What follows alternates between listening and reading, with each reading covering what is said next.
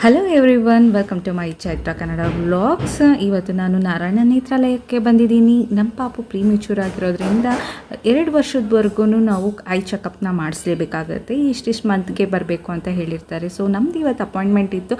ರಂಜಾನ್ ಹಬ್ಬ ಆಗಿರೋದ್ರಿಂದ ಇವತ್ತು ಯಾರೂ ಅಷ್ಟು ಜನ ಇರಲಿಲ್ಲ. ಸೊ ರಜಾ ಇತ್ತು ಅಂತ ಅಂದ್ಕೊಂಡು ಕಮ್ಮಿ ಜನ ಅಂತ ಅಂದ್ಕೊತೀನಿ ಇವತ್ತು. ಸೊ ನಮ್ಮ ಯಜಮಾನ್ರು ಯಾವಾಗಪ್ಪ ಮುಗಿಯುತ್ತೆ ಅಂತ ಟೈಮ್ ಸ್ವಲ್ಪ ಡಿಲೇ ಆಗುತ್ತೆ. ಯಾಕೆಂದರೆ 3 to 4 ಅವರ್ಸ್ವರೆಗೂ ಅಲ್ಲಿ ವೇಟಿಂಗ್ ಆಗಿರುತ್ತೆ. ಸಮ್ಟೈಮ್ಸ್ ಯಾವಾಗ ಬೇಗ ಮುಗಿಯುತ್ತೆ, ಬೇಗ ಮನೆಗೆ ಹೋಗೋಣ ಅಂತ ಅಂದ್ಬಿಟ್ಟು. ಯಾಕೆಂದರೆ ನಮ್ಮ ಮನೆಯಿಂದ ರಾಜಾಜಿನಗರ್ ತುಂಬಾ ದೂರ.